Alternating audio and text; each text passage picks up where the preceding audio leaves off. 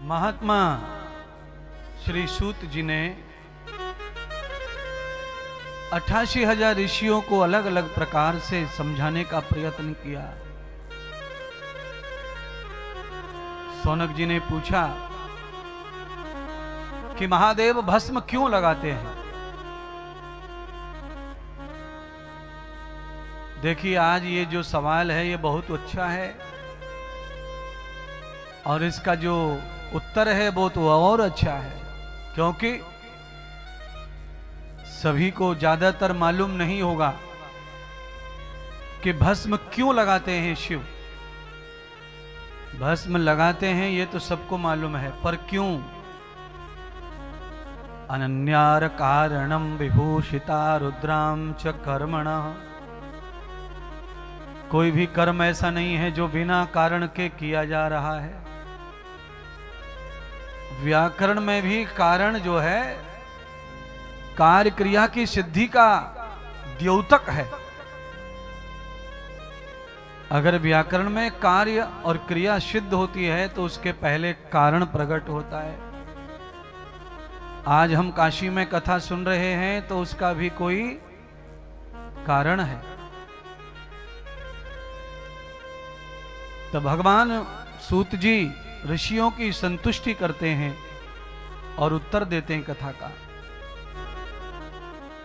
कहा, सौनक जी,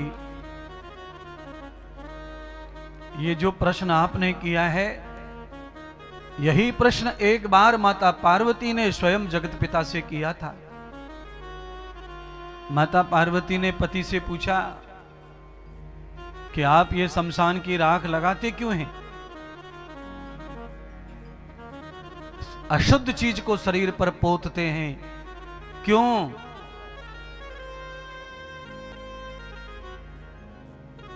तो भगवान शंकर ने माता पार्वती को जो कहा वो मैं तुम्हें कहता हूं। तो भगवान शंकर माता पार्वती को कह रहे हैं कि देवी, मैं शरीर पर जो भस्म लगाता हूं इसीलिए आज इसका कारण भी मैं तुम्हें बताऊंगा। तो महादेव ने कहा, पार्वती देखो, कोई व्यक्ति जब मर जाता है तो उसे हिंदू धर्म में सनातन या अनंत धर्म आदि धर्म जो है उसमें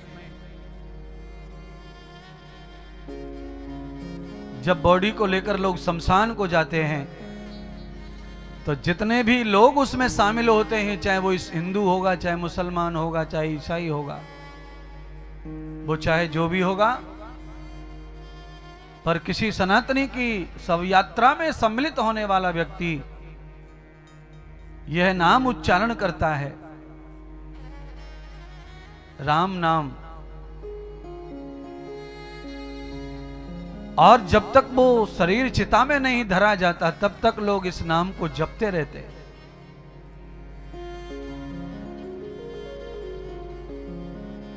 उस मरे हुए शरीर में चाहे पाप है या पुण्य है ये मैं नहीं देखता, पर उस मरे हुए शरीर के कारण इतने लोगों ने राम जी का, मेरे इष्ट का नाम जाप किया, इसीलिए उस शरीर में सारे नामों का प्रताप पैदा हो जाता है और वो जब जलता है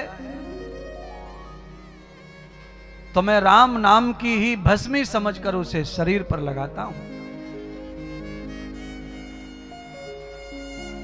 सहस्रांतर युक्ताम च सहस्र विष्णु क्रियात्मना। पार्वती जी को समझाया कि शव यात्रा के साथ जो राम नाम है उस मरे हुए प्राणी के सारे पाप ताप को नष्ट कर देता है। जैसे मैंने कल कहा था कि हम लोग ब्राह्मणों के माध्यम से, विद्वानों के माध्यम से महामृत्युंजय मंत्र का जाप करवाएंगे।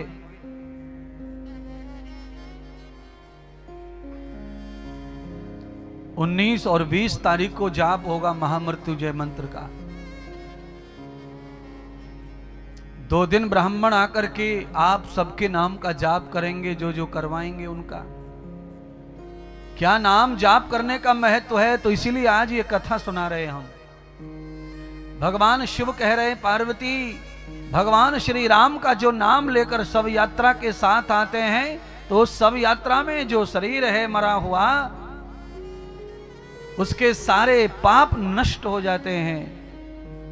और जब वो भस्मी बनती है, उसके जल की राख बनती है, मैं उसे अपने अंग पर लपेट लेता हूं। जैसे हनुमान सिंदूर लपेट लेते हैं, वो भी मेरा ही रूप है रुद्र का, ऐसे ही मैं राख लपेट लेता हूं।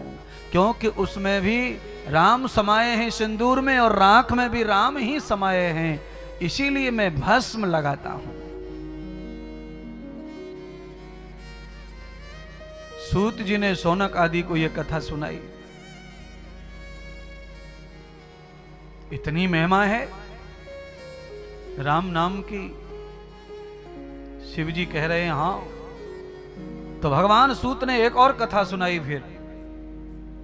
तो का तावते तयाम गक्षिताम आग्रयतो वासगृहणाम। भगवान शिवजी ने माता पार्वती से भोजन मांगा। हे देवी पार्वती, भोजन प्रदान करो, भूख लगी है।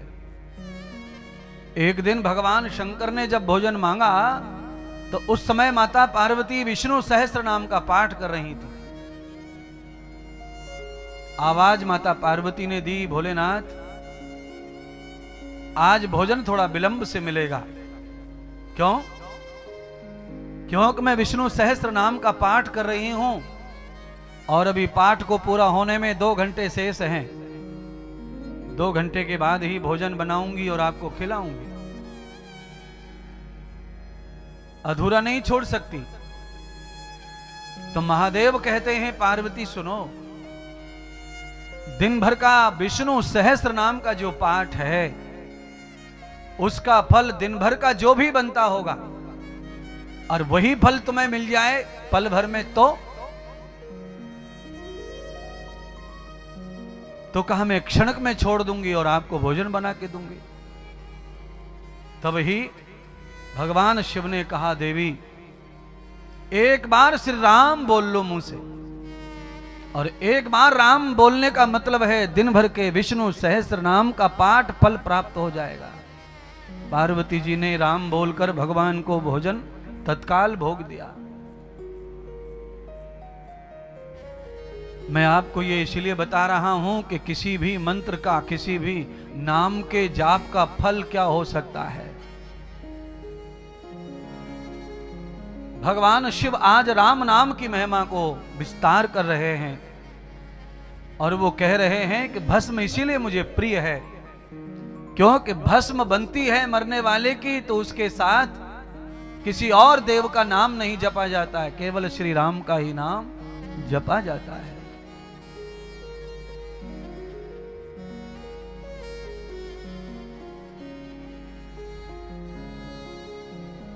इसीलिए मैं भस्म लगाता हूं। वो भस्म नहीं है, वो रसायन है राम नाम की। दिन भर भी मैं राम नाम नहीं जपता हूं, तो राम नाम जपने का फल प्राप्त हो जाता है मुझे भस्मी लगाने से। रोमांतरयुक्ताम तनुभूत भावे। कभी कभी सिद्धांत से फल मिलता है और कभी कभी भाव से फल मिलता है। सब जगह विज्ञान घुसेड़ने की जरूरत नहीं है, सब जगह सिद्धांत भी लगाने की जरूरत नहीं है। हर जगह भाव नहीं काम करता, हर जगह सिद्धांत भी काम नहीं करता है। यथार्थ मूले कर्मम विवाह। कहीं भाव बड़ा है तो कहीं क्रिया बड़ी है, विधि विधान बड़ा है, पर सब जगह विधि विधान बड़ा नहीं है, सब जगह भाव भी बड़ा नहीं है।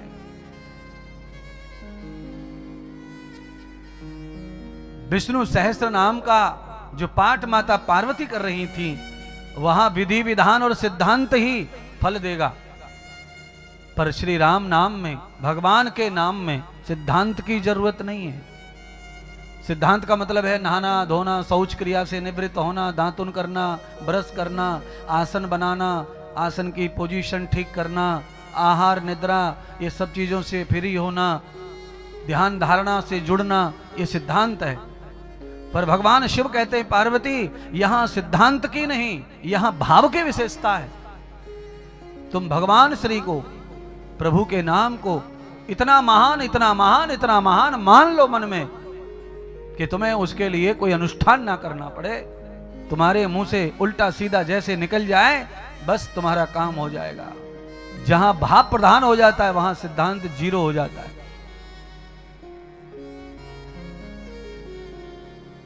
सिद्धांत में भाव तो जीवित रहता है, पर जहां भाव होता है वहां सिद्धांत मृत हो जाता है।